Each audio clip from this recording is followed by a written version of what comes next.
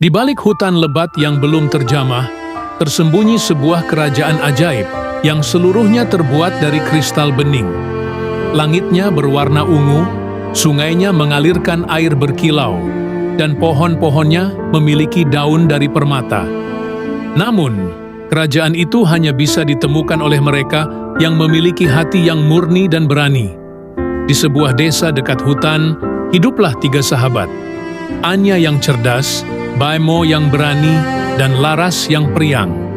Suatu hari, mereka menemukan peta kuno yang digambar di atas selembar daun emas.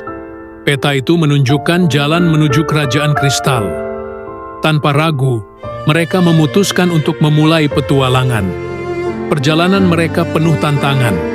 Mereka harus menyeberangi jembatan yang terbuat dari akar pohon yang bisa bergerak sendiri dan melewati gua yang dihuni oleh kupu-kupu raksasa yang menyebarkan debu tidur.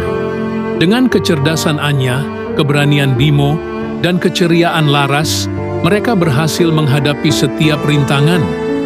Sesampainya di kerajaan kristal, mereka disambut oleh raja dan ratu yang bijaksana. Mereka menceritakan tentang sebuah masalah. Air di sungai kristal mulai keruh karena ulah sekelompok kurcaci yang iri hati.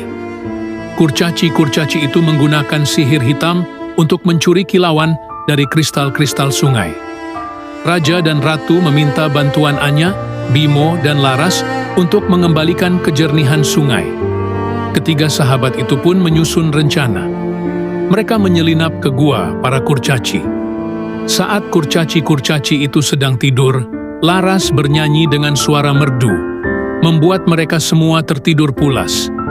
Anya kemudian membuat ramuan dari bunga-bunga ajaib yang ia temukan di hutan, dan Bimo menuangkan ramuan itu ke sungai. Secara ajaib, ramuan itu bekerja. Air sungai kembali berkilau, dan kilau itu menyebar ke seluruh kerajaan, menyembuhkan kristal-kristal yang layu. Kurcaci-kurcaci yang terbangun dan melihat keajaiban itu merasa malu dan menyesal. Mereka meminta maaf dan berjanji akan menjaga keindahan kerajaan. Sebagai hadiah, Raja dan Ratu Kristal memberikan masing-masing kepada mereka sebutir kristal kecil yang selalu bersinar terang, mengingatkan mereka bahwa keberanian, kebaikan, dan kerja sama bisa mengalahkan kejahatan. Anya, Bimo, dan Laras kembali ke desa mereka, membawa serta kenangan indah tentang petualangan mereka di kerajaan kristal yang ajaib. Perjalanan pulang mereka terasa berbeda. Hutan lebat yang tadinya tampak mengancam, kini seolah menyambut langkah mereka. Kristal kecil di saku mereka bersinar dengan cahaya hangat, menuntun jalan mereka menembus keremangan. Saat mereka tiba di gua kupu-kupu raksasa, alih-alih menyebarkan debu tidur, para kupu-kupu itu terbang mengelilingi mereka. Debu warna-warni mereka berpadu dengan cahaya dari 3 kristal, menciptakan pelangi kecil yang menari-nari di udara, seolah mengucapkan selamat jalan. Jembatan akar pohon yang dulu bergerak liar kini terdiam, membentang kokoh di atas jurang, memudahkan mereka menyeberang. Sepertinya seluruh hutan kini bisa merasakan kemurnian hati dan keberanian yang telah mereka buktikan. Sebelum mereka benar-benar keluar dari hutan, mereka menemukan sebuah sumber air kecil yang hampir kering. Di sekitarnya, bunga-bunga layu dan tampak tak bernyawa. Laras teringat pada sungai kristal, mencelupkan kristal pemberian ratu ke dalam genangan air yang tersisa. Ajaib! Kristal itu bersinar terang, dan air di sumber itu mulai beriak. Perlahan namun pasti, air jernih mulai mengalir, dan bunga-bunga di sekitarnya kembali menegakkan kelompaknya, mekar dengan warna-warni cerah. Mereka bertiga tersenyum, menyadari bahwa keajaiban yang mereka bawa bukan hanya untuk disimpan, tetapi untuk dibagikan. Ketika mereka tiba di desa, hari sudah senja. Orang tua mereka menyambut dengan pelukan lega.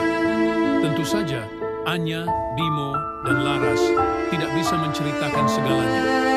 Mereka tidak bisa menjelaskan tentang raja dan ratu, kurcaci yang iri hati,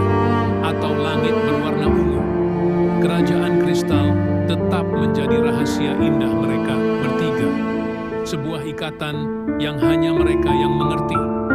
Namun, sesuatu dalam diri mereka telah berubah, dan penduduk desa bisa merasakannya.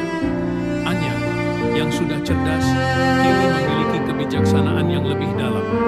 Ia tidak hanya memecahkan masalah dengan logika, tetapi juga dengan hati. Kristal kecil di meja belajarnya membantunya fokus, memancarkan cahaya lembut saat ia membaca buku-buku tebal.